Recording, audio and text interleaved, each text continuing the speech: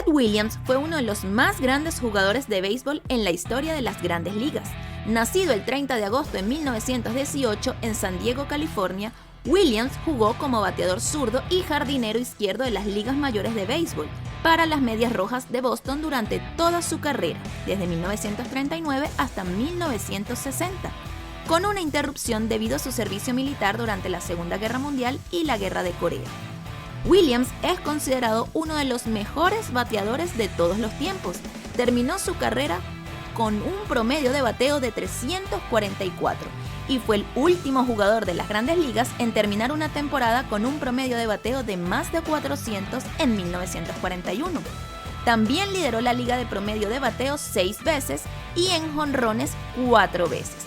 Fue incluido en el Salón de la Fama del Béisbol en 1966, en su primer año de elegibilidad. Falleció el 5 de julio del 2002. Ted Williams fue criopreservado después de su muerte. Su cuerpo se encuentra en el Alcor Life Extension Foundation y su caso generó controversia debido a disputas familiares y cuestiones éticas. La decisión de Williams de ser criopreservado después de su muerte generó controversia y debate, pero también reflejó su deseo de explorar nuevas posibilidades científicas y tecnológicas.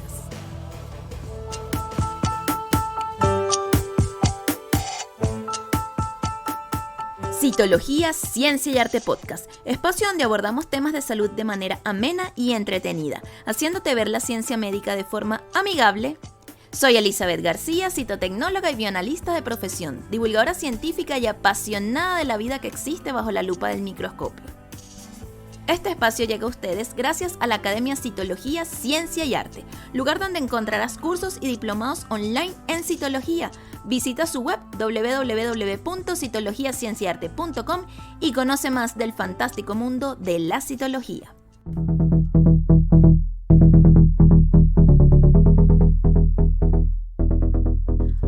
Hola, buenos días, tardes o noches. Espero que se encuentren muy bien.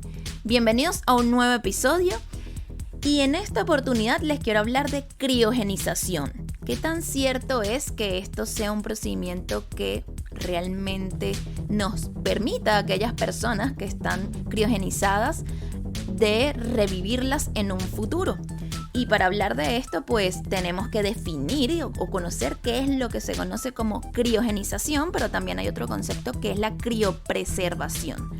Vamos a comenzar hablando de la criogenización humana. Este es un proceso en el que se enfría un cuerpo humano después de la muerte con la esperanza de que en el futuro la tecnología permita revivirlo y curar cualquier enfermedad o lesión que le haya causado su muerte.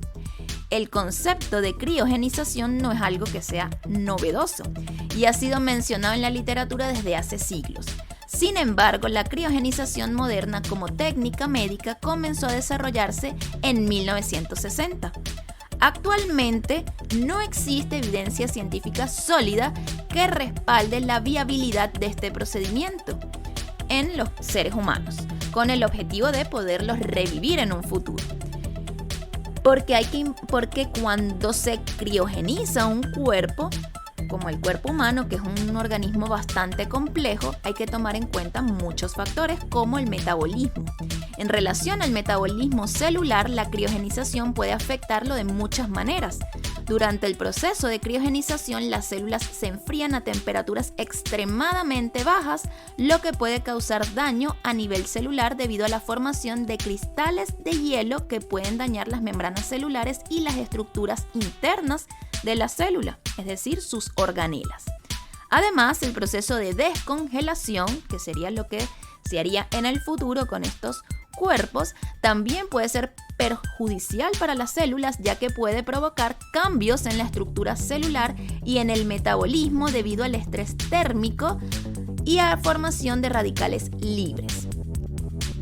Si bien la criogenización humana es un tema de interés bastante especulativo, actualmente no existe una evidencia científica que respalde su eficacia para revivir a estas personas en el futuro y generar realmente curarlas de esas enfermedades. Primero, revivirlas sin que hayan daños en su organismo. Existen importantes desafíos biológicos y tecnológicos que deben superarse para lograr este objetivo. Tenemos otro concepto que es la criopreservación. La criopreservación es un proceso en el que se conservan células, tejidos u órganos a temperaturas extremadamente bajas, generalmente alrededor de los menos 196 grados centígrados, o lo que diríamos 196 grados centígrados bajo cero, utilizando nitrógeno líquido con el fin de mantener su viabilidad y funcionalidad en el futuro. Pero estamos hablando de que se criopreservan células, tejidos u órganos. Pero de allí a criopreservar todo un cuerpo humano, ya veremos. Este proceso se utiliza en diversas áreas como la medicina, la investigación científica y la conservación de la biodiversidad. En relación a la medicina, la criopreservación se utiliza para conservar células, tejidos u órganos, para trasplantes, para investigaciones médicas o para preservar la fertilidad en pacientes que se someten a tratamientos que pueden afectar su capacidad reproductiva, como por ejemplo pacientes con cáncer que son sometidos a la quimioterapia. Se criopreservan estos óvulos, que incluso pueden ser óvulos que ya están fecundados y que posteriormente se pueden utilizar para implantarlos y por supuesto puedan llegar a ser padres estas personas. Esto es algo que se ha hecho y que sabemos que existe y que ha funcionado.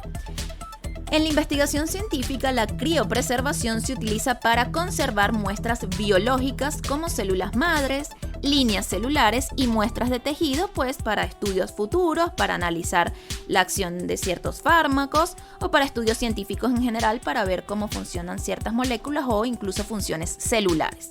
En relación a la conservación de la biodiversidad, la criopreservación se utiliza para conservar muestras genéticas de especies en peligro de extinción con el objetivo de preservar su diversidad genética y facilitar su reintroducción en la naturaleza en un futuro. La criopreservación de organismos complejos como el ser humano es menos común que la criopreservación de células, tejidos u órganos, pero existen algunos ejemplos en los que se ha aplicado. Por ejemplo, en los animales, algunas especies de anfibios y peces pueden sobrevivir a la criopreservación de sus embriones o huevos. Por ejemplo, los huevos de algunas especies de anfibios, como la rana toro, han sido criopreservados y luego revividos con éxito.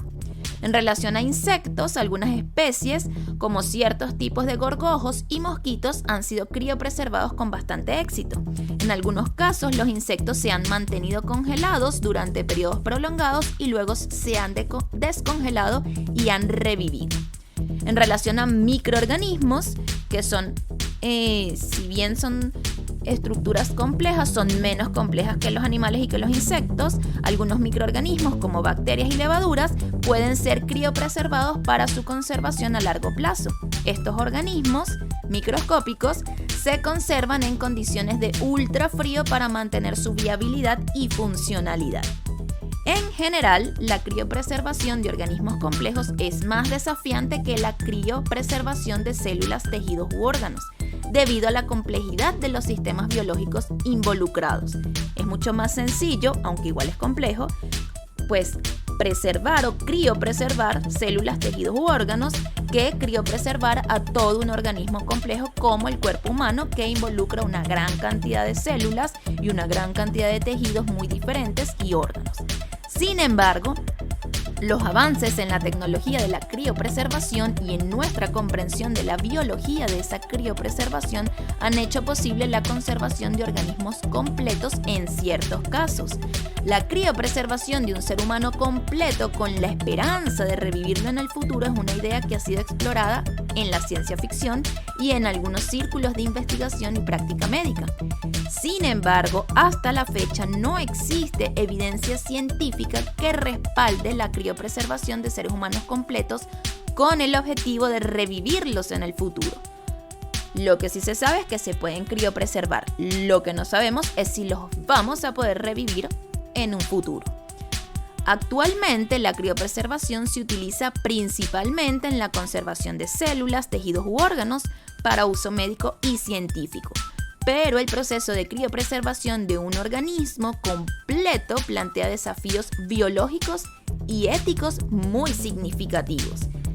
Aunque existen empresas y organizaciones que ofrecen servicios de criopreservación de cuerpos humanos completos o de cerebros humanos con la esperanza eventual de la reanimación, la viabilidad y la ética de estos procedimientos son temas de debate en la comunidad científica. Y ética, por supuesto. Y eso me lleva a dejarles una pregunta para que me comenten allí en los comentarios de YouTube, que me digan qué opinan ustedes desde el punto de vista psicológico, cómo sería para un ser humano que está criopreservado, supongamos en el año 2024 y en un futuro, porque un futuro es un futuro incierto, no sabemos si este futuro en donde se tengan esas tecnologías va a ser dentro de 5, 10, 20, 50, 100, 150 años, no sabemos cuánto va a ser. ¿Qué piensan ustedes? ¿Cómo va a ser el despertar si es que pudiéramos revivir a estas personas, si en algún momento se pudiera lograr y saber que funciona? ¿Cómo sería desde el punto de vista psicológico ese despertar en un mundo que es completamente diferente o que va a ser un mundo completamente distinto a lo que se tiene hoy en día o al momento en que esa persona murió y fue criopreservada? ¿Qué opinan ustedes al respecto? ¿Qué piensan? Yo les doy mi punto de vista y espero leer los de ustedes, que va a ser impactante porque vayamos a 20 años atrás, sin ir tan lejos, al 25 años atrás, al siglo pasado, 1900, a los años 1990, por ahí, unos 25, 30 años atrás. Las tecnologías que habían en ese momento ni se parecen a lo que hay ahora. Entonces, vean cómo ha avanzado el mundo en un corto tiempo, porque estamos hablando de 25, 30 años, tampoco es mucho. Entonces, imagínense una persona que despierte quizá 100 años después, o quién sabe cuándo. Así que es una pregunta para hacerse, y por eso es que es ese debate desde el punto de vista ético. En la segunda parte les estaré hablando de algunas empresas u organizaciones que hacen este tipo de criopreservado y de otros temas, por supuesto, de interés y relacionado a la criogenización. No se vayan, nos vemos en la segunda parte.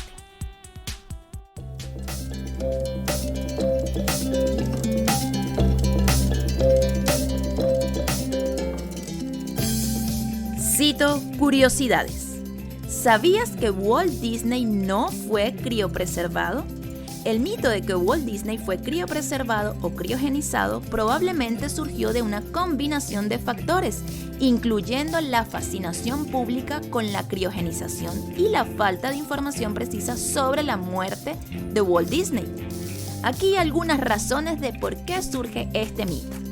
Uno de ellos es el interés en la criogenización. La criogenización humana, especialmente en la década de 1960, cuando murió Disney, era un tema de interés público y de debate. La idea de que una figura tan prominente como Walt Disney podría haber sido criopreservado capturó la imaginación de la gente. Otra de las razones es que Disney era una figura muy privada y no se conocen muchos detalles de su vida personal. Esto llevó a especulaciones y rumores sobre lo que sucedió después de su muerte.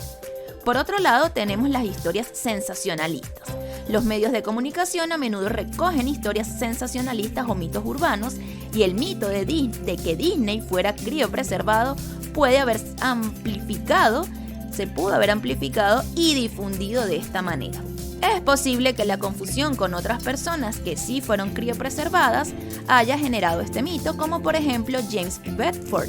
Fue una de las primeras personas criopreservadas en 1967, poco después de la muerte de Disney, lo que podría haber llevado a la confusión. En conclusión, el mito de que Walt Disney fue criopreservado parece haber surgido de una combinación de interés público en la criogenización, falta de información precisa y posiblemente historias sensacionalistas en los medios de comunicación. Lo que sí es cierto es que Walt Disney murió el 15 de diciembre de 1966 debido a complicaciones de un cáncer pulmonar. Fue cremado y sus restos fueron enterrados en el Forest Lawn Memorial Park en Glendale, California.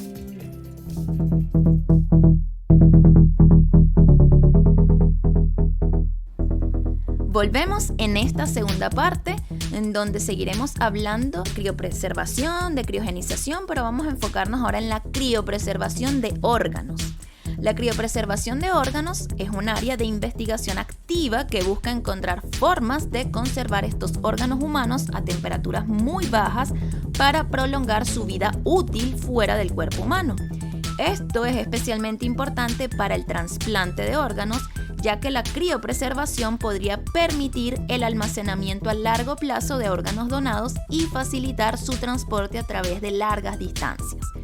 Uno de los mayores desafíos en la criopreservación de órganos es evitar el daño celular que puede ocurrir durante el proceso de congelación y descongelación. A bajas temperaturas se forman cristales de hielo dentro de las células y los tejidos, como ya les mencionaba anteriormente, y esto puede causar daño estructural y funcional en las células. Para superar este problema se han desarrollado técnicas como la vitrificación, que implica el uso de crioprotectores para evitar la formación de cristales de hielo. Aunque la criopreservación de órganos todavía está en desarrollo y no se utiliza rutinariamente en la práctica clínica, se han logrado avances significativos en la criopreservación de ciertos tejidos y órganos como los riñones y el hígado. Estos avances podrían tener un impacto positivo en la disponibilidad de órganos para trasplantes en un futuro. Y aquí vemos una utilidad quizá un poco menos fantástica de lo que es la criopreservación, y hablo de menos fantástica porque o menos ficción, como de que en un futuro volvamos a revivir a todo un cuerpo humano, pero esto es un poco quizá más realista y una realidad que puede ser quizá en un futuro más cercano, la de poder utilizar estos órganos o tejidos que se puedan criopreservar y que sean viables para realizar un trasplante. Una utilidad que ojalá y se logre pronto, porque el tema de los trasplantes es un tema bastante complejo y conseguir esos órganos es bastante difícil, y si se logra esta criopreservación de los tejidos u órganos, pues es un gran avance, por supuesto, para la ciencia médica. Ahora les quiero hablar de ese primer ser humano del que se sabe que fue criogenizado. No hay evidencia creíble o verificable de que se haya criogenizado con éxito a ningún ser humano con intención de revivirlo en el futuro, y eso yo creo que ya lo sabemos, ¿no? Si se han criogenizado o criopreservado seres humanos, sí, existen bastantes personas que están criogenizadas, pero de ahí tener la certeza de que en un futuro se van a revivir, eso es algo que todavía es incierto. Aunque la criogenización humana es un tema que ha captado la atención popular y ha sido explorado hasta en la ciencia ficción, como ya les mencionaba, pues todavía tenemos esas dudas de que si en verdad va a poderse revivir a estas personas en el futuro o no. La primera persona en ser criopreservada, pues ya sabemos, porque escuchamos las citocuriosidades, no fue Walt Disney, como muchos piensan, o ese mito urbano que existía, sino se trata de James Hiram Bedford. Es conocido, o fue conocido, por ser la primera persona cuyo cuerpo fue criopreservado, con la esperanza de ser revivido en el futuro. Bedford, nacido en 1893, era un profesor de psicología de la Universidad de California. Después de morir de insuficiencia renal el 12 de enero de 1967, su cuerpo fue criopreservado por la Fundación Criónica en California. Este evento marcó el inicio de la criogenización humana moderna y generó interés en la posibilidad de preservar y revivir a personas después de la muerte mediante la criogenización. Sin embargo, es importante tener en cuenta que hasta la fecha no se ha logrado revivir a ninguna persona criopreservada, y la viabilidad científica y ética de la criogenización humana sigue siendo un tema de debate dentro de la comunidad científica.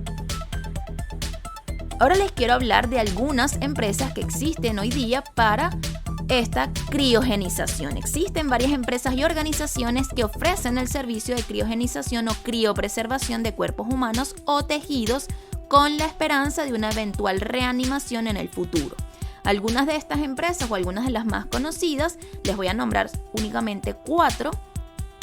Tenemos Alcor Life Extension Foundation, es una de las más conocidas.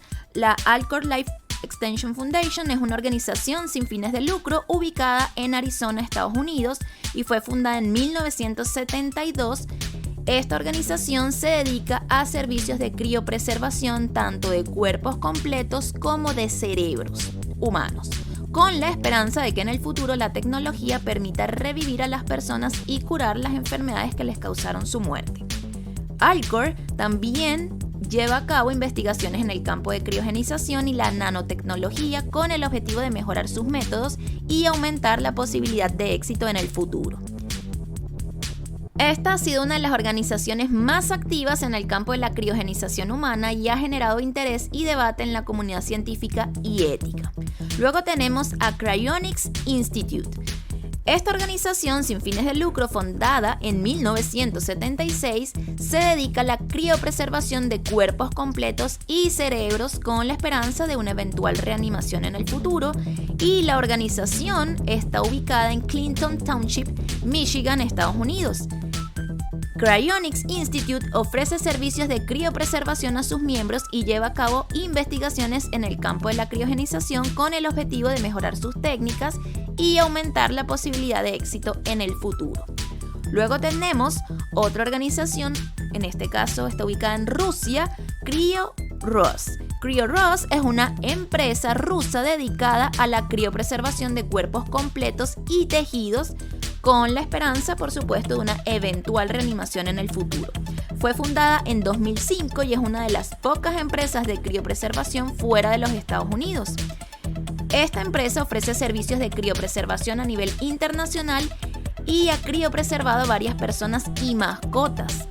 La empresa tiene su sede en Moscú, Rusia, y ha generado interés y debate en la comunidad científica y ética sobre la criogenización humana. Y por último tenemos a Oregon Cryonics. Es una organización sin fines de lucro que ofrece servicios de criopreservación de cuerpos completos y cerebros con la esperanza de una eventual reanimación en el futuro. Esta organización está ubicada en Oregon, Estados Unidos, y fue fundada con el objetivo de proporcionar una alternativa asequible y ética para aquellos interesados en la criogenización humana. Esta organización lleva a cabo investigaciones en el campo de la criogenización y trabaja para mejorar sus métodos y aumentar las posibilidades de éxito en el futuro. Y si se pudieron dar cuenta, la mayoría de ellas hace la criopreservación no solo del cuerpo humano, sino también del cerebro. Y se preguntarán, bueno, ¿y por qué del cerebro?